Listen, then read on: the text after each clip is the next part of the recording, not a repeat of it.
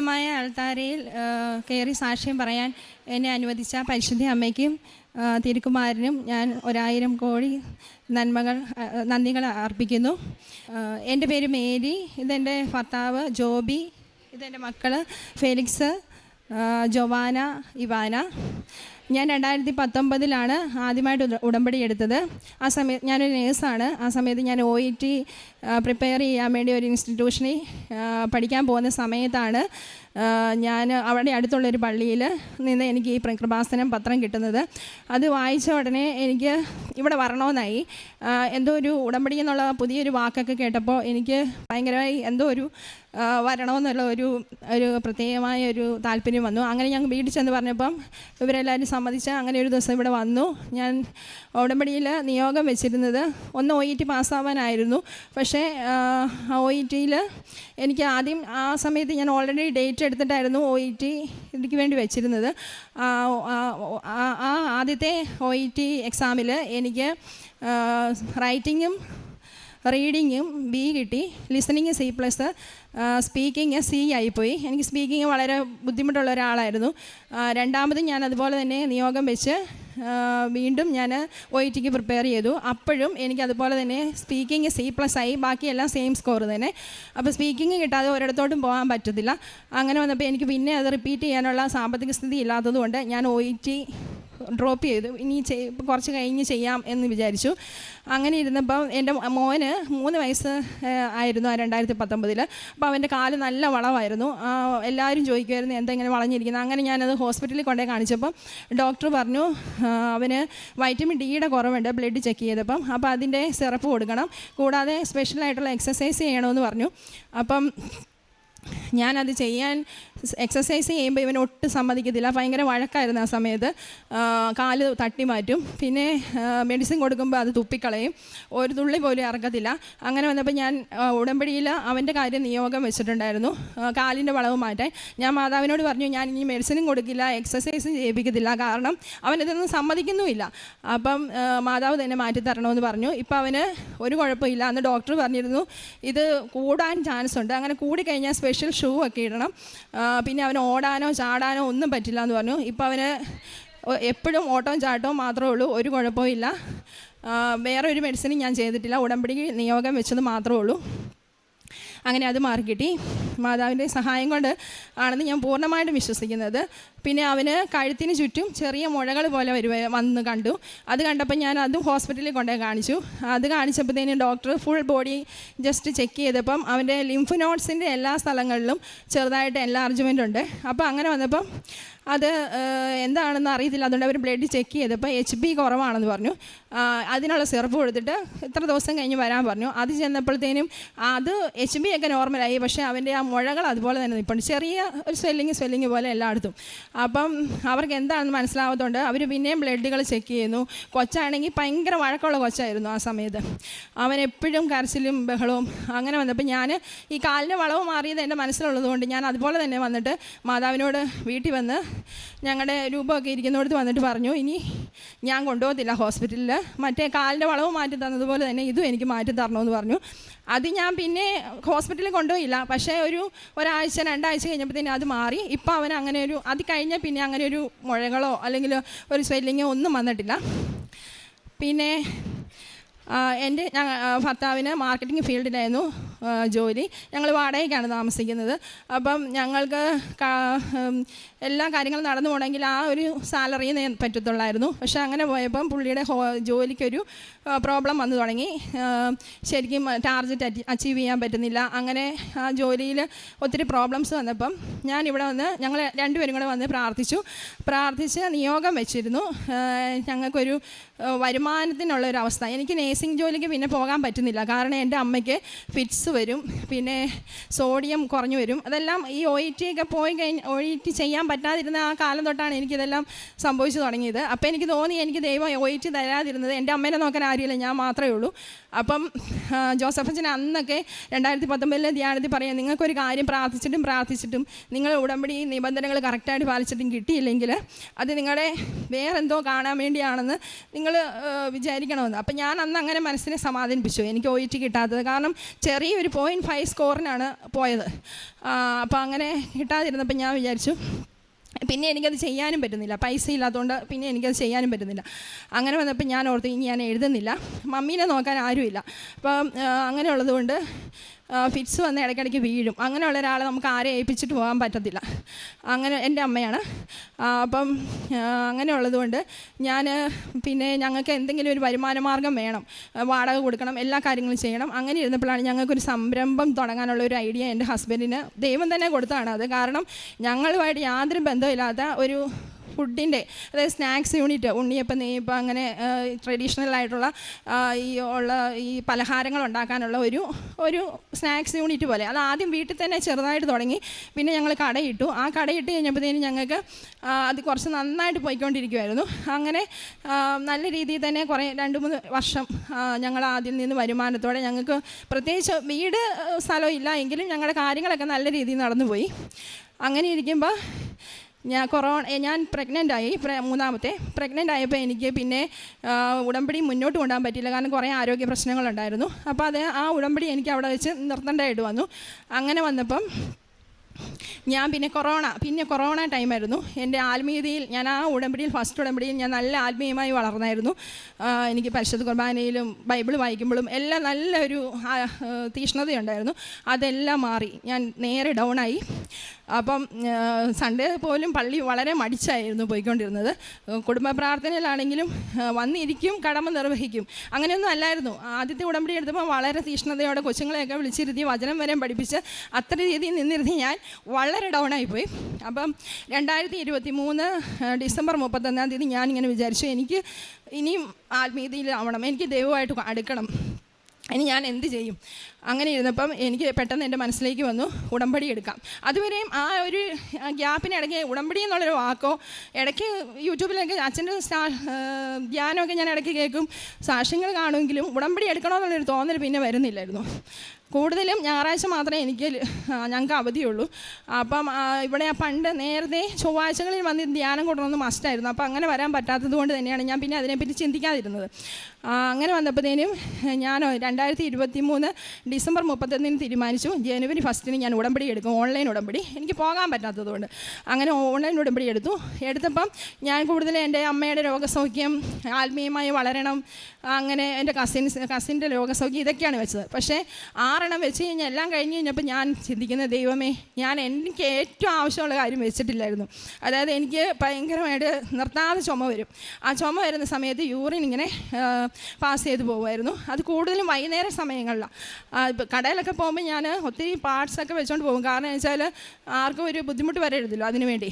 എങ്കിലും കൂടുതലും വൈകുന്നേരം ഒരു തണുപ്പ് വരുന്ന സമയമാകുമ്പോഴത്തേനും ഭയങ്കരമായിട്ട് നിർത്താതെ ചുമ വന്നിട്ട് ഇങ്ങനെ യൂറിൻ പോകുന്ന ഒരു അവസ്ഥയായിരുന്നു. അത് വേറെ ആരോടും ഞാൻ പറഞ്ഞിട്ടില്ല, എൻ്റെ ഹസ്ബൻഡിന് മാത്രമേ ആയതുള്ളൂ. ഞാൻ 3-4 ഡ്രസ്സൊക്കെ മാറുമായിരുന്നു രാത്രിയിൽ. ഭയങ്കര വിഷമിച്ചു. ഹോസ്പിറ്റലിൽ പോകാൻ ഭയങ്കര മടി. അങ്ങനെ വന്നപ്പോഴത്തേനും അതെങ്ങനെ ചെന്ന് പറയുമെന്നുള്ളൊരു അങ്ങനെ ഒരു ചിന്തയൊക്കെ മനസ്സിൽ. അങ്ങനെ വന്നപ്പോൾ ഓൺലൈൻ ഉടമ്പടി ഞാൻ വെച്ചില്ല. ആദ്യം ഞാൻ ഓർത്ത് ഇത്രയും വലിയൊരു കാര്യം എനിക്ക് ഉണ്ടായിട്ട് ഞാൻ അത് മാത്രം വെച്ചില്ലല്ലോ എന്ന്.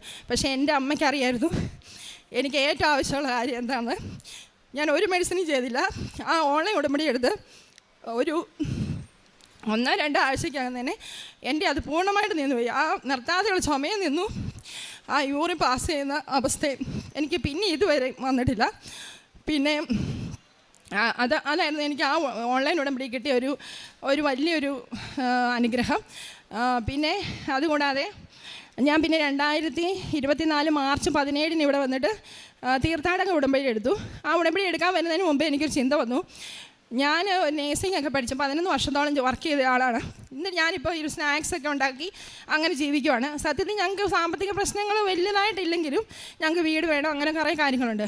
അപ്പം തന്നെ ബന്ധുക്കളൊക്കെ കുറ്റപ്പെടുത്തുന്നുണ്ട് ഇടയ്ക്കിടയ്ക്ക്, നീ എന്നെ പഠിക്കാത്തതെന്ന് ചോദിച്ചിട്ട് എല്ലാവരും ചോദിക്കും. നേഴ്സാന്ന് പറയുമ്പോൾ എല്ലാവരും ചോദിക്കും, ഇപ്പം വിദേശത്ത് പോകാമല്ലോ, പിന്നെ എന്താ ട്രൈ ചെയ്യാത്തതെന്ന് ചോദിക്കും.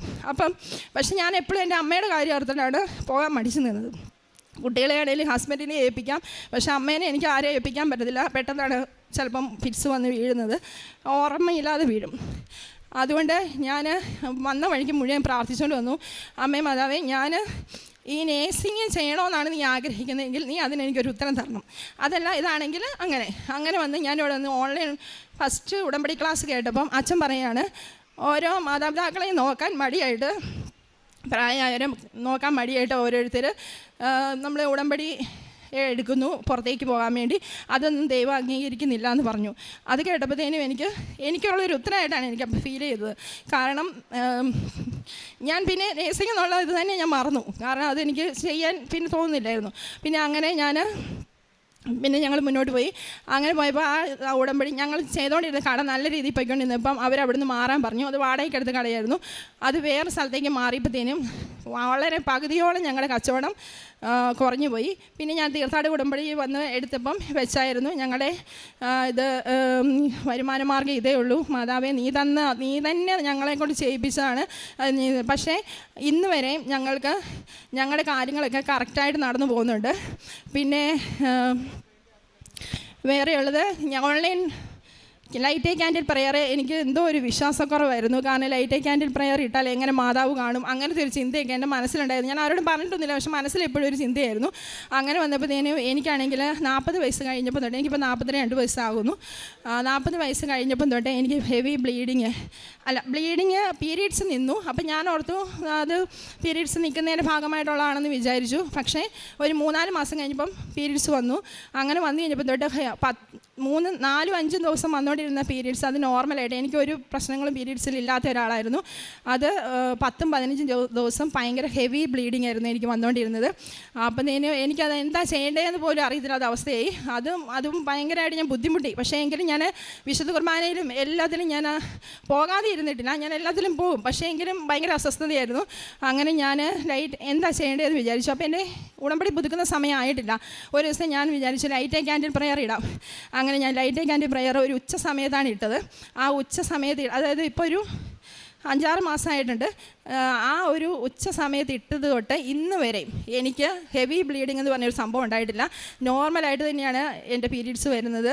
അതെനിക്ക് ഏറ്റവും വലിയൊരു അനുഗ്രഹമാണ് മാതാവ് തന്നത്. പിന്നെ ഞാൻ മാതാവിൻ്റെ അടയാളങ്ങൾ എനിക്ക് പല രീതിയിൽ കിട്ടിയിട്ടുണ്ട്. അത് ഞാനൊരു സാക്ഷ്യങ്ങളൊക്കെ ഞാൻ കൃത്യമായി കേൾക്കും. ഞങ്ങൾ കടയിൽ ജോലി ചെയ്യുമ്പം സാക്ഷ്യങ്ങളൊക്കെ വെച്ചിട്ടാണ് ചെയ്യുന്നത്. ആ സമയത്ത് ഒരു കൊച്ച് ഇങ്ങനെ സാക്ഷ്യം പറയുവാണ്, അതിന് വിദേശത്ത് പോകാനുള്ള ഒരു പേപ്പർ ശരിയാവാഞ്ഞിട്ട് അത് വിഷമിച്ച് പോയപ്പം ആ കൊച്ച് മഴവില്ല് കണ്ടു. അപ്പം അതിന് സന്തോഷമായി. അപ്പം അച്ഛനിവിടെ അത് വിശദീകരിച്ച് പറയുമായിരുന്നു. അപ്പോൾ പറഞ്ഞപ്പോൾ അച്ഛൻ പറഞ്ഞു, മഴവില്ലെന്ന് പറയുന്നത് ഉടമ്പടിയുടെ സ്ഥിരീകരണമാണ്, നമ്മൾ ചെയ്ത ഉടമ്പടി കാണുന്നുണ്ട്, ദൈവം കാണുന്നുണ്ടെന്നുള്ളതിൻ്റെ ഒരു അടയാളമാണെന്ന്. അപ്പം ഞാനിങ്ങനെ പറയുകയാണ്, ഞാൻ എല്ലാം ചെയ്തിട്ടും എനിക്കൊരു അടയാളം പോലും, അങ്ങനെ ഞാൻ എപ്പോഴും പറയും. എൻ്റെ കൂടെ ജോലി ചെയ്യുന്ന കൊച്ചിനോട് ഞാൻ എപ്പോഴും പറഞ്ഞുകൊണ്ടിരിക്കും, എനിക്ക് ഒരു അടയാളം കിട്ടുന്നില്ലല്ലോ, എനിക്കൊരടയാളം കിട്ടുന്നില്ല, എപ്പോഴും പരാതി. അപ്പം അങ്ങനെ പറഞ്ഞു. അപ്പോൾ ആ കൊച്ചു പറഞ്ഞു, സാരില്ല ചേച്ചി എല്ലാം ചെയ്യുന്നുണ്ടല്ലോ, അപ്പോൾ അത് കിട്ടും എന്ന് പറഞ്ഞാൽ അതെന്നെ ആശ്വസിപ്പിച്ചു. പക്ഷേ ഞാൻ എപ്പോഴും ഇത് തന്നെ പറഞ്ഞുകൊണ്ടിരിക്കും, എനിക്കൊരടയാളം തരുന്നില്ല. എനിക്ക് ഓരോ സാക്ഷ്യം കേൾക്കുമ്പോൾ ഇത് തന്നെ പറയും. അന്ന് വൈകുന്നേരം ഞാൻ മഴവില്ല് ഇനി എന്ന് കാണാനാ, ഞാൻ ഇതുവരെ ഒരു മഴവില്ല് ചെറുപ്പത്തിലെങ്ങാണ്ട് കണ്ടിട്ടുള്ളൂ, ഇപ്പോഴൊന്നും കാണുന്നു പോലും ഇല്ലെന്നൊക്കെ ഞാൻ പറഞ്ഞു.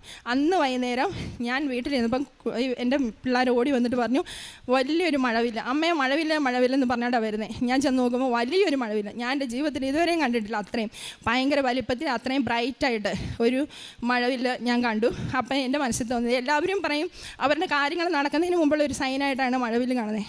ഞാൻ എന്നെ കാണുന്നില്ലല്ലോ മാതാവ് എന്ന് പറഞ്ഞപ്പോഴാണ് എന്നെ മാതാവ് നിന്നെ ഞാൻ കാണുന്നുണ്ടെന്ന് കാണിക്കാൻ വേണ്ടി എന്നെ മഴവില്ല് കാണിച്ചു തന്നത്. അതിൽ പിന്നെ ഇതുവരെ ഞാൻ ഒരു പരാതിയും പറഞ്ഞിട്ടില്ല, ഒരടയാളം എനിക്ക് വേണ്ട. അല്ലാതെ തന്നെ എനിക്കറിയാം ഞാൻ പറയുന്ന പ്രാർത്ഥനകളൊക്കെ ദൈവം എന്നെ കേൾക്കുന്നുണ്ടെന്ന്. പിന്നെ ഒരു ദിവസം വിശുദ്ധ കുർബാനയ്ക്ക് പോകാൻ വേണ്ടി എല്ലാ ദിവസവും പോകുമായിരുന്നു. എഴുന്നേറ്റപ്പം ഭയങ്കര ഇടിയും മഴയായിരുന്നു, അപ്പം കാറ്റും. അപ്പം എൻ്റെ കൂടെ വരുന്ന ചേച്ചി എന്നോട് പറഞ്ഞു, ഫോൺ വിളിച്ചു. ഞാൻ പ്രതീക്ഷിക്കുന്ന പ്രാർത്ഥന ചൊല്ലിക്കൊണ്ടിരുന്നപ്പോഴാണ് ചേച്ചി എന്നെ വിളിക്കുന്നത്. അപ്പോൾ ചേച്ചി എന്നോട് പറഞ്ഞു, മഞ്ജു എന്നാണ് എന്നെ വീട്ടിൽ വിളിക്കുന്നത്, മഞ്ജു ഞാൻ വരുന്നില്ല, ഭയങ്കര ഇടിയും മഴയാണെന്ന്. അപ്പം ഞാൻ തിരി കിടത്തിയിട്ടില്ലായിരുന്നു. അപ്പം ഞാനിങ്ങനെ മനസ്സ് വിചാരിച്ചു, ഞാൻ ഇനി എങ്ങനെ പോകും, ആരുമില്ലാതെ, ഇരുട്ടുണ്ട്. ചില സമയത്ത് മോൻ വരും കൂടെ, പക്ഷെ അവനെ അന്ന് വിളിച്ചുമില്ല മഴയായതുകൊണ്ട്. അപ്പോൾ അങ്ങനെ ഇരുന്നപ്പോഴത്തേനും ഞാൻ ഇതെല്ലാം ഓർത്തുകൊണ്ട് ഓർത്തുകൊണ്ടിരുന്ന് ഞാനും ഇന്ന് പോകുന്നില്ല എന്ന് വിചാരിച്ചിട്ട് ചുമ്മാ നോക്കിയപ്പം ആ തിരിയിൽ ഒരു ഹാർട്ട് ഷേപ്പ് ആദ്യമായിട്ടാണ് ഞാൻ തിരിയിൽ അങ്ങനെ ഒരു ഇത് വരുന്നത്. അത് വന്നപ്പോഴത്തേനും ഞാൻ അപ്പം ഞാനിങ്ങനെ ഓർത്ത് ഇത് തിരുഹൃദയമാണോ, എല്ലാവരും പറയും, ചിലർ പറയും തിരുഹൃദയം വന്നു അങ്ങനെയൊക്കെ വന്നപ്പോൾ ഇത് എന്നായിരിക്കും ഇങ്ങനെ വന്നതെന്ന് ചോദിച്ചപ്പോഴത്തേനും ഞാൻ ആ ഫോട്ടോ എടുത്ത് ഒന്നുകൂടെ ഒന്ന് നോക്കിയപ്പം മാതാവ് ഇങ്ങനെ എൻ്റെ ഈ വീട്ടിൽ ഒരു മാതാവിൻ്റെ രൂപം ഉണ്ടായിരുന്നു. അപ്പം മാതാവ് ഇങ്ങനെ നെഞ്ചത്തേക്ക് ഇങ്ങനെ കൈ കാണിച്ചിട്ട് ആ തിരിയലോട്ട് ഇങ്ങനെ നോക്കുന്നതായിട്ടാണ് എനിക്ക് ഫീൽ ചെയ്തത്. അപ്പം ഞാൻ മനസ്സിലാക്കുന്നത് മാതാവിൻ്റെ വിമലഹൃദയമാണ് എന്നെ കാണിച്ചു തന്നതെന്ന്.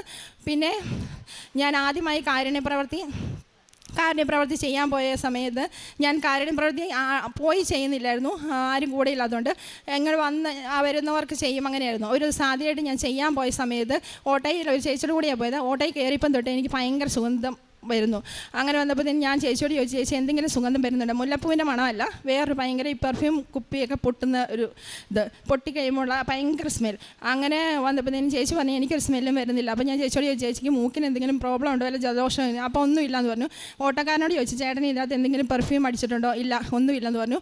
അങ്ങനെ ഞാനിവിടെ ആദ്യം വന്നപ്പം പറഞ്ഞിരുന്നത് എനിക്ക് മുല്ലപ്പൂവിൻ്റെ മണം വേണ്ട, കാരണം ഇവിടെ എല്ലാം മുല്ലപ്പൂവിൻ്റെ മണമാണ്. അപ്പം മാതാവിൻ്റെ അടുത്ത് വരുന്നെങ്കിൽ വേറൊരു മണത്തിൽ വന്നാൽ മതിയെന്ന്. മുല്ലപ്പൂവിൻ്റെ മണമല്ല എനിക്ക് കിട്ടിയത്.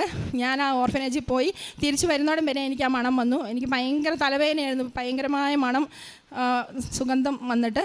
അങ്ങനെ 3 അടയാളങ്ങൾ എനിക്ക് കിട്ടിയിട്ടുണ്ട്. പിന്നെ പ്രേക്ഷിത പ്രവർത്തനം ഞാനിവിടുന്ന് പത്രം വാങ്ങിച്ചുകൊണ്ട് പോയി ബസ് സ്റ്റാൻഡ്, ബസ് സ്റ്റോപ്പ്, ഹോസ്പിറ്റലുകൾ അങ്ങനെ എല്ലായിടത്തും കൊടുക്കും. പ്രാർത്ഥിച്ച് വിശ്വാസ പ്രമാണം ചൊല്ലി പ്രാർത്ഥിച്ചിട്ടാണ് കൊടുക്കുന്നത്. പിന്നെ എല്ലാ ദിവസവും വിശുദ്ധ കുർബാനയിൽ പോകും. കാരുണ്യ പ്രവർത്തികൾ എല്ലാ ഹോസ്പിറ്റലുകൾ, ഗവൺമെൻറ് ഹോസ്പിറ്റലിൽ പോയി രോഗികളെ കാണും. അവർക്ക് പറ്റുന്ന പോലെ, എന്നെക്കൊണ്ട് പറ്റുന്ന പോലെ ചെയ്യും. പിന്നെ മരുന്ന് വാങ്ങിക്കാൻ കാശില്ലാത്തവർക്ക്, ഡ്രസ്സ് ഇല്ലാത്തവർക്ക്, അങ്ങനെ എന്നെക്കൊണ്ട് പറ്റുന്നത് പോലെയുള്ള എല്ലാം ഞാൻ ചെയ്യുന്നുണ്ട്. പിന്നെ 2 ആഴ്ചയിലൊരിക്കൽ കുമ്പസാരിക്കും. ഓൺലൈൻ ഉടമ്പടി ലൈവായിട്ട് തന്നെ ഞാൻ കടയിൽ വെച്ച് തന്നെ കാണും.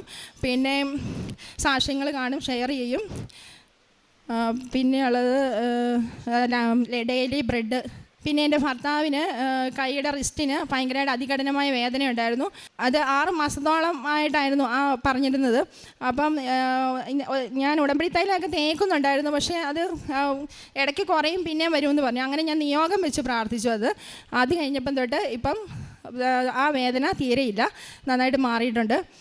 ഒരു സാധനം വെയിറ്റൊന്നും എടുക്കാൻ പറ്റുന്നില്ലായിരുന്നു. പിന്നെ ഞങ്ങളുടെ വീട്ടിൽ കിണറ്റിൽ ഈ വേനൽക്കാലത്ത് വെള്ളമില്ല. അപ്പോൾ പൈപ്പ് വെള്ളം, കുടിവെള്ളമാണ് വരുന്നത്. ഞങ്ങളുടെ അങ്ങോട്ട് വരുന്ന വെള്ളത്തിന് മാത്രമേ എപ്പോഴും ഒരു ബ്ലോക്കാണ്. ഞങ്ങൾ 2 വീട്ടുകാർക്ക് വെള്ളം കിട്ടത്തില്ല, ബാക്കി എല്ലാവർക്കും നല്ലതായിട്ട് വെള്ളം കിട്ടും. അപ്പോൾ എന്താണ് ബ്ലോക്ക് എന്നുള്ളത് ഓപ്പറേറ്റർക്ക് കണ്ടുപിടിക്കാൻ പറ്റുന്നില്ലായിരുന്നു. ആ ചേട്ടൻ ഒത്തിരി വന്ന് നോക്കുമ്പോഴൊന്നും ആ വെള്ളം എവിടെയാണ് ബ്ലോക്കെന്ന് കണ്ടുപിടിക്കാൻ പറ്റുന്നില്ലെന്ന് പറഞ്ഞാൽ പുള്ളിക്കാരൻ പോവും. അങ്ങനെ ഞാൻ ഉടമ്പടി ഉപ്പ് ഇട്ട് പ്രാർത്ഥിച്ച് വിശ്വാസമാണ് ചൊല്ലി പ്രാർത്ഥിച്ചു. അങ്ങനെ ഇപ്പം ഞങ്ങൾക്ക് വെള്ളം വരാൻ തുടങ്ങി. ആ ചേട്ടനോട് ചോദിച്ചപ്പം ബ്ലോക്ക് എവിടെയാണെന്ന് കണ്ടുപിടിക്കാൻ ചേട്ടന് പറ്റിയിട്ടില്ല, പക്ഷേ ഞങ്ങൾക്കിപ്പോൾ ആ ബ്ലോക്ക് മാറി വെള്ളം വരാൻ തുടങ്ങി. ഇത്രയും അനുഗ്രഹങ്ങൾ തന്ന അമ്മ മാതാവിനും തിരുക്കുമാരനും ഞാൻ 1000 നന്ദി അറിയിക്കുന്നു.